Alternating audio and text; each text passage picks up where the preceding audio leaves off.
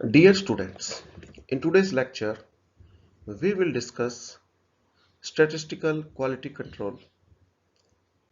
ये आपकी यूनिट 3 है, IQC सब्जेक्ट की unit 3, statistical quality control. Next slides.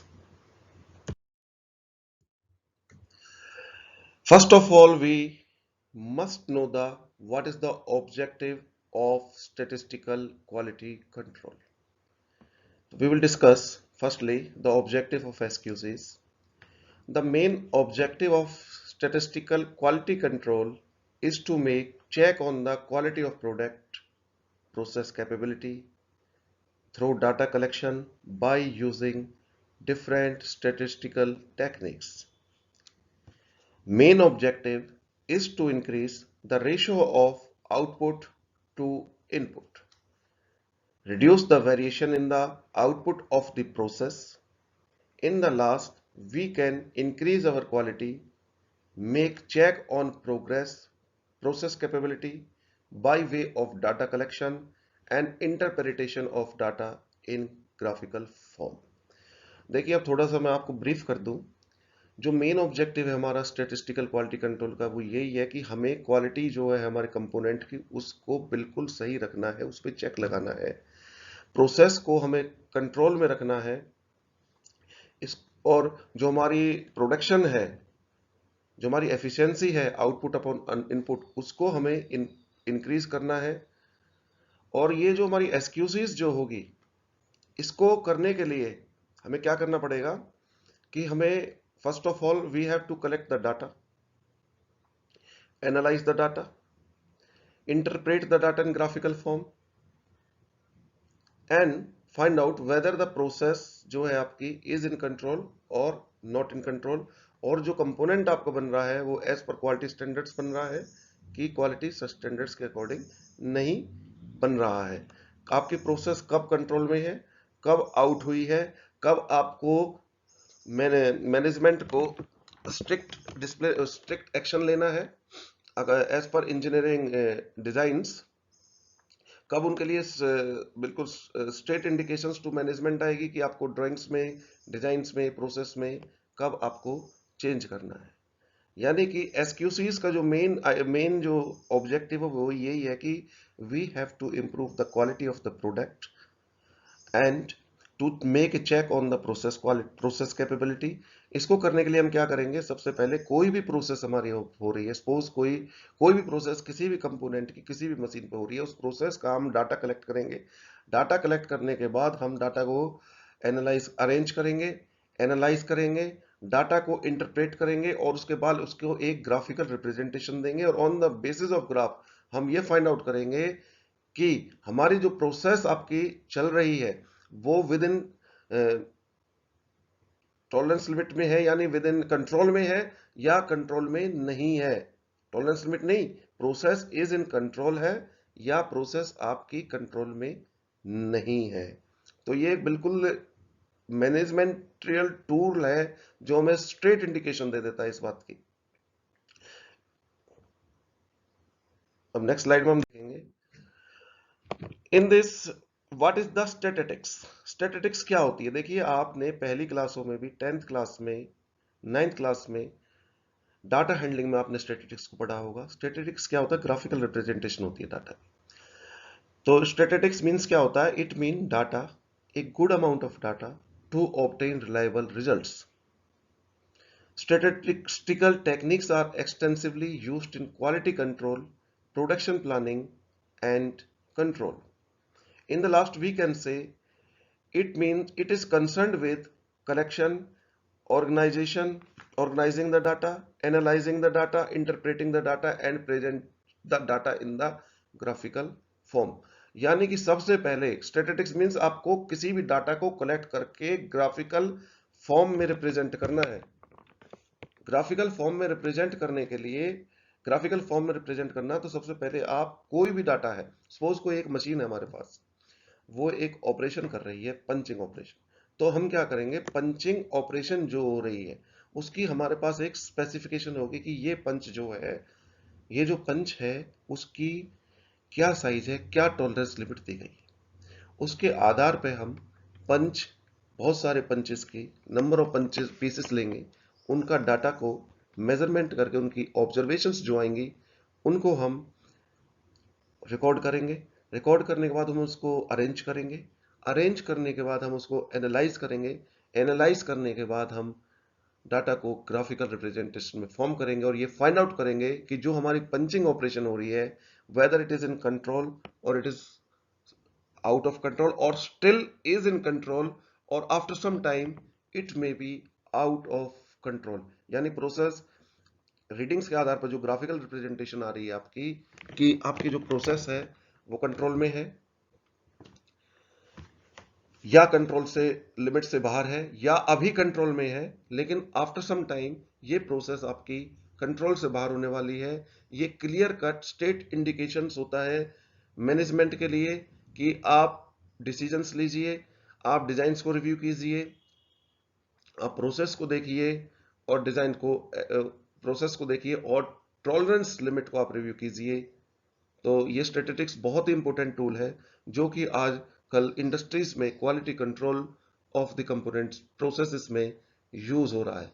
Main objective जो है हमारा स्टैटिस्टिक्स का, एसक्यूसी का, क्वालिटी को इंप्रूव करना है और प्रोसेस कैपेबिलिटी जो है प्रोसेस हमारी है उसको, उसके बारे में मैनेजमेंट को ये इंडिकेट करना है कि प्रोसेस आपकी स्टिल इन कंट्रोल है, आउट ऑफ कंट्रोल है या still in control but after some time it may be out of control।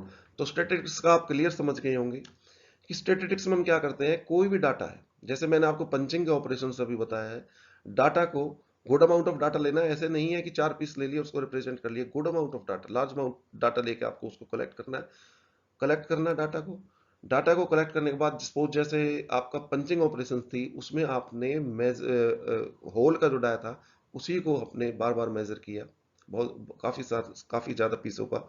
उसके बाद डाटा को हम ऑर्गेनाइज करेंगे, एनालाइज करेंगे, डाटा को इंटरप्रेट करेंगे और उसके बाद सारे डाटा को हम एक ग्राफिकल रिप्रेजेंटेशन फॉर्म दे देंगे। ग्राफ्स को देख के हम डिसाइड करेंगे कि प्रोसेस आपकी कंट्रोल में है या नहीं है।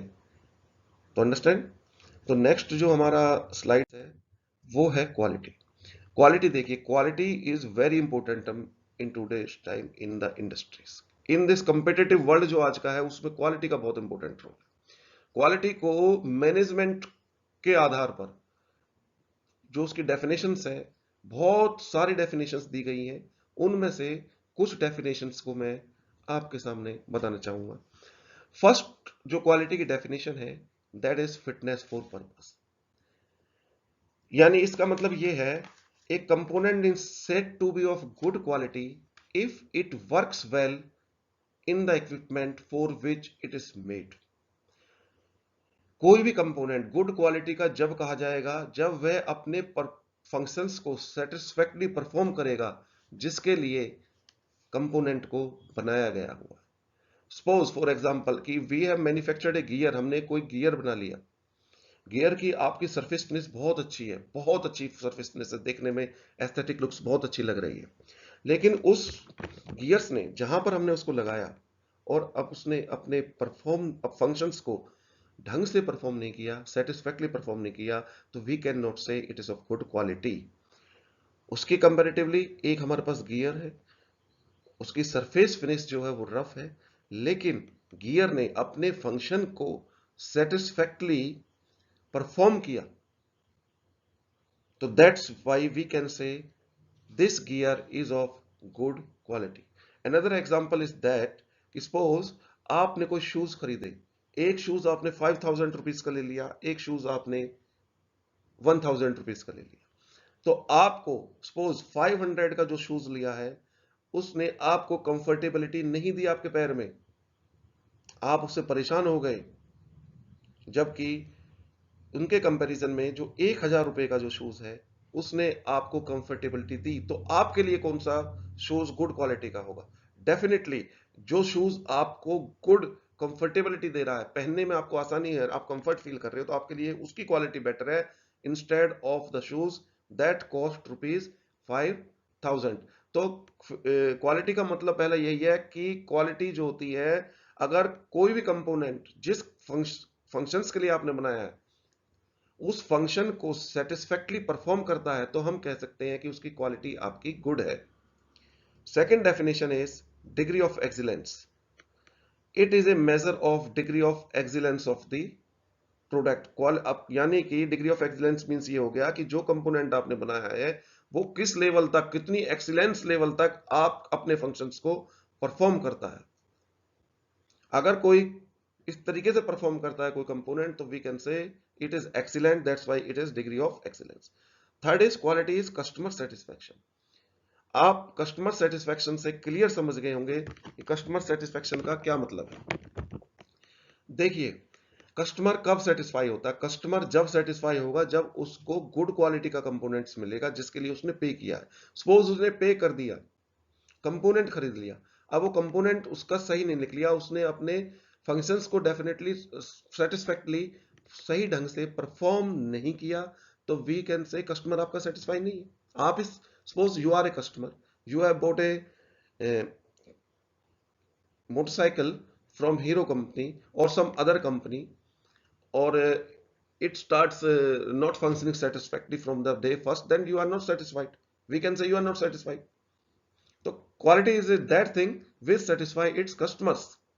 आपने कोई चीज ली, आप उससे फुल्ली सेटिस्फाई हो जिसके लिए आपने पे किया, तो that is a good quality for you, that's and it satisfied you, you are customer, that means it is customer satisfaction. Understand quality का मतलब क्या हो गया? Second is third slide is of control. What is the meaning of control? Control का क्या होता है? जैसे आप सभी क्लियर समझते हो, कंट्रोल का मतलब होता है किसी चीज को कंट्रोल करना, किसी चीज को चेक करना। तो डेफिनेशन के रूप में हम लिखेंगे it is a system for measuring and checking of phenomena. किसी भी सपोज यहां पे फिनोमेना आपका कंपोनेंट हो गया, हम क्या करेंगे? कंपोनेंट को चेक करेंगे as per its drawing, as per its specifications, और it also tells us how to inspect, कैसे इंस्पेक्ट करना है, हाउ ऑफन टू इंस्पेक्ट, दिन में कितनी बार इंस्पेक्ट करना है, and how much is to inspect, और कितना इंस्पेक्ट करना है। यहां तो समझ गए होंगे आप। हाउ टू इंस्पेक्ट किस तरीके से करना है, हाउ ऑफन टू इंस्पेक्ट ये उसकी फ्रीक्वेंसी है कि आप कंपोनेंट को दिन में कितनी बार इंस्पेक्ट करोगे, and how much is to inspect, और कितने कंपोनेंट आपको इंस्पेक्ट करने हैं। It also had feedback mechanism which detects a poor quality and takes corrective action। देखिए, फीडबैक मैकेनिज्म्स का मतलब यही होता है कि सपोज कोई भी कंपोनेंट अपनी क्वालिटी स्टैंडर्ड्स के अकॉर्डिंग नहीं आ रहा है, तो वो उसमें डिफेक्ट्स है, उस डिफेक्ट्स को ये डिटेक्ट करेगा, यानी वो पुअर क्वालिटी का कंपोनेंट है, और उस डिटेक्ट को सही करने के लिए ये एक करेक्टिव एक्शन लेगा, that is known as the control. Corrective actions के केस को मैं आपको फिर समझा देता हूं कि ये देखिए, थोड़ा सा हम ब्रीफ कर लेते हैं। एक इंडस्ट्री में एक वर्ड यूज होता है CAPA, जिसको हम कापा बोलते हैं, corrective action and preventive action.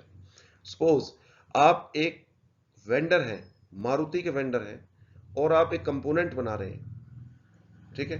आपने कंपोनेंट को मारुति में भेज दिया विदाउट मेकिंग प्रॉपर इंस्पेक्शन। अब वो कंपोनेंट आपका मारुति में जाके असेंबली में फिट नहीं हुआ, तो मारुति वालों ने वेंडर के साथ एक मीटिंग अरेंज की, जिसे हम उसमें मिनट्स बनाए, पॉइंट्स को राइज किया, उसे मिनट्स ऑफ मीटिंग कहते हैं। सपोज आपका कोई कंपोनेंट है, मिनट्स ऑफ मीटिंग में क्या होगा? कंपोनेंट होगा, डिजाइन नंबर होगा, पार्ट नंबर होगा। प्रॉब्लम आपकी ये प्रॉब्लम है, ये आना चाहिए थी डायमेंशंस, ये आ रही है, तो सीधा क्वेश्चन आएगा कि करेक्टिव एक्शन क्या लोगे, प्रिवेंटिव एक्शन क्या लोगे। तो देखिए, करेक्टिव एक्शंस का मतलब होता है कि एट दैट टाइम जो एक्शन आप ले रहे हो दैट इज करेक्टिव। कि आपको पूछा जाएगा कि आपके पास कितने पीस अवेलेबल हैं। You said we have 500 piece in our stocks, तो उन पीसेस को जो हमारे डिफेक्टिव पीस, आपके डिफेक्टिव पीस आ रहे हैं लॉट में, तो उन पीसेस को आप कैसे सही करोगे, यानी उनका क्या एक्शन लोगे? तो उसके दो एक्शंस होंगे कि 100% inspection is done, gauge inspection is done before dispatching to the customer, otherwise we हम उनको स्क्रैप कर देंगे पीसेस को। ये तो करेक्टिव एक्शन हो गया उनका। प्रिवेंटिव एक्शन क्या होगा कि भविष्य में ये प्रॉब्लम दोबारा ना आए, तो उस केस में क्या होगा, हम लिखेंगे, जो भी कंपनी लिखेगी कि भाई हम we will rectify our tool so that this type of problem would never be again in near by future. तो ये करेक्टिव एक्शन और प्रिवेंटिव एक्शंस का हो गया। तो कंट्रोल में आप समझ लीजिए ये करेक्टिव एक्शन और प्रिवेंटिव एक्शन एक बहुत इंपॉर्टेंट टर्म है। जैसे ही आप इंडस्ट्रीज में आएंगे, आपकी इंडस्ट्री में आते ही इन चीजों से आपका आमना सामना होगा। तो आपने कंट्रोल का मतलब समझ लीजिए, कंट्रोल एक ऐसा सिस्टम है जो किसी भी फिनोमेना पे चेक करता है। ये इसमें क्या क्या चीजें हो सकती है कि कैसे इंस्पेक्ट करना है, कौन करेगा, कितने ढंग से करेगा, कितनी क्वांटिटी में करना है। फीडबैक मैकेनिज्म का प्रोविजन भी होता है, जो कि क्वालिटी, जो पुअर क्वालिटी हमारी आ रही है, यानी जो रिजेक्शन आ रही है या किसी डायमेंशंस में वेरिएशंस आ रहा है बहुत ज्यादा outside of the tolerance limit, तो कंपोनेंट आपका खराब हो रहा है, तो उसको हम by the control phenomena we can control. Quality control, देखिए quality control is very important term. Quality control क्या कहती है, देखिए, it is a systematic control of various factors which affect the quality of products. It depends on material, tool, machine, methods, working conditions, measuring instruments. देखिए quality control का बिल्कुल सीधी definition यहां पर बता दी गई है कि एक ऐसा सिस्टमेटिक कंट्रोल होता है जिसकी सहायता से हम जो हमारी जो फैक्टर्स हमारी क्वालिटी कंट्रोल को अफेक्ट करते हैं, हम उनको कंट्रोल करते हैं। क्वालिटी किस पे डिपेंड करती है किसी भी कंपोनेंट की, वो उसकी डिपेंड करती है उसकी मटेरियल्स पे, उसकी वर्किंग कंडीशंस पे, मेथड्स पे, स्किल ऑफ द ऑपरेटर पे, टूल्स पे, मशीन्स पे और मेजरिंग इंस्ट्रूमेंट्स पर। क्वालिटी जो है that is very essential, quality control is very essential, quality standard to minimise scrap, to minimise rework, to minimise reduction, to reduce the cost of material and labour, cost of maintain quality, uniformity and reliability of the product. यानी कि जो बहुत important standards हो गया है quality control के लिए, वो क्वालिटी कंट्रोल है क्वालिटी को मेंटेन करने के लिए। इसकी सहायता से, इसके जो मेथड्स हैं उसकी सहायता से हम स्क्रैप को मिनिमाइज कर सकते हैं। रिवर्क जो हमारा हो रहा है, कंपोनेंट खराब हो गया उसको रिवर्क कर रहे हो, रिवर्क कॉस्ट जो होती है नए से भी ज्यादा आती है, उसको हम कम कर सकते हैं। मटेरियल लेबर कॉस्ट को हम रिड्यूस कर सकते हैं and to bring the uniformity in the products. तो क्वालिटी कंट्रोल का आपने समझ लिया होगा। क्वालिटी कंट्रोल बहुत इंपॉर्टेंट डिपार्टमेंट आज के टाइम में इंडस्ट्रीज में है। एक अलग डिपार्टमेंट होता है जिसका मेन ऑब्जेक्टिव यही होता है कि हमें हर हालत में जो कंपोनेंट हम जो प्रोडक्ट प्रोड्यूस कर रहे हैं कस्टमर के लिए, वो गुड क्वालिटी का होना चाहिए, उसको हमें हर हालत में कंट्रोल करना है। तो क्वालिटी कंट्रोल की टेक्निक्स की सहायता से हम ये फाइंड आउट कर लेते हैं कि जो कंपोनेंट्स में डिफेक्ट्स आ रहा है वो किसकी सहायता, किसकी वजह से आ रहा है, whether it is of the materials, it is due to the tools, machines, working conditions जो हो रही हैं, मेजरिंग इंस्ट्रूमेंट्स की वजह से आ रहा है, या स्किल ऑफ द ऑपरेटर की वजह से आ रहा है। तो next is SQC. SQC. SQC means statistical quality control. It is a method used for control of quality of manufactured products by using different statistical techniques. It involves various activities like inspection, testing and analysis using statistical techniques to determine as to whether accept the quality of the product or reject the product, or we can say the quality conforms to the led specifications or not। यानी कि ये बहुत important tool है आज के time में। जैसे कि मैंने आपको पहले ही बताया है कि स्टैटिस्टिक्स क्या होता है कि डाटा को कलेक्ट करना, डाटा को एनालाइज करना, अरेंज करना, इंटरप्रेट करना और ग्राफिकल रिप्रेजेंटेशन दे देना उसको। ग्राफिकल रिप्रेजेंटेशंस के बाद ग्राफिकल रिप्रेजेंटेशन आप वहां पर दे दोगे और ये डिसाइड करोगे कि जो प्रोसेस है आपकी वो कंट्रोल में है कि नहीं।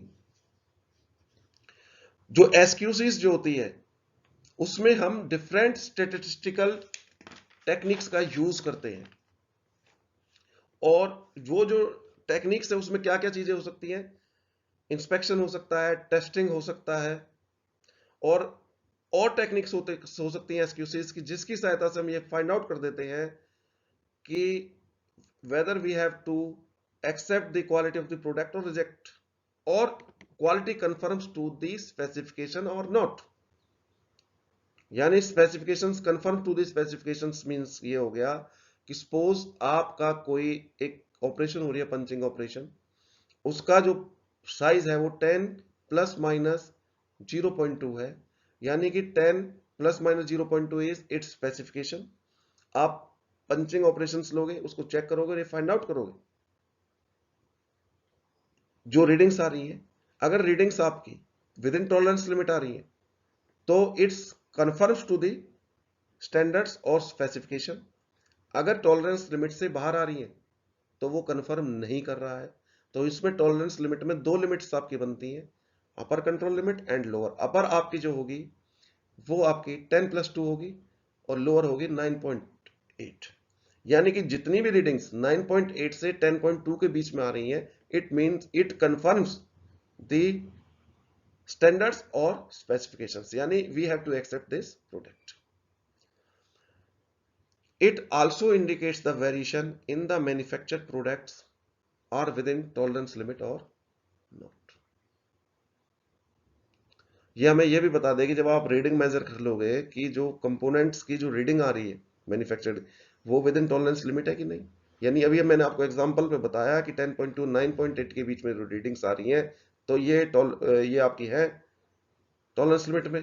टॉलरेंस लिमिट के जैसे बार जाएगा तो आपको you have to reject this component. तो देखिए, now we will discuss about the general activities of statistical quality control.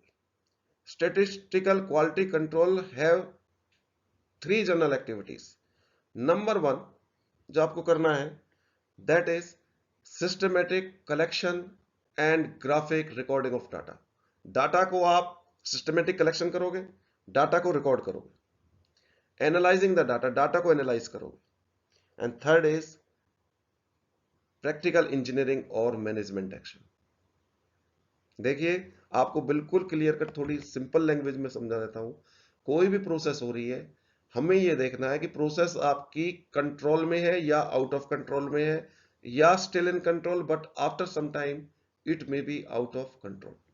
तो फर्स्ट ऑफ ऑल क्या करोगे आप, कंपोनेंट लिया, एक पंचिंग ऑपरेशन हो रही है, उसके डाटा को हमने लार्ज अमाउंट के डाटा को कलेक्ट कर लिया, डाटा को अरेंज कर लिया, डाटा को एनालाइज किया, ग्राफिकल फॉर्म में रिप्रेजेंट कर दिया।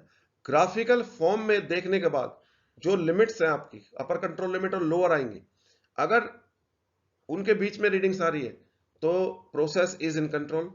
आउट में रीडिंग्स जा रही है, प्रोसेस आउट ऑफ कंट्रोल। और अगर एक सिस्टमेटिक पैटर्न बना रही है, बार बार रिपीटिशंस कर रही है, तो process is still in control but after some time it may be out of control. इसका बहुत इंपॉर्टेंट रोल है इंडस्ट्रीज में इस प्रोसेस का, एसक्यूसीज का। इसकी सहायता से जो ग्राफ होता है, ग्राफ को देख के मैनेजमेंट जो आपका बिल्कुल स्ट्रेट इंडिकेशंस होता है मैनेजमेंट के लिए कि आप एक्शन लीजिए। एक्शंस कौन कौन से हो सकते हैं, review the tolerance limit, alter the design यानी डिजाइन को चेंज करो, और चेंज द प्रोसेस। ये अंडरस्टैंड हो गया, थ्री टेक्निक्स आपकी एसक्यूसीज में जनरली होते हैं। So this is the lecture first of unit number 3 of IQC. Please see this recorded lecture again and again. For any query, please WhatsApp to my personal number. Thank you. Thank you very much. Stay safe, stay home.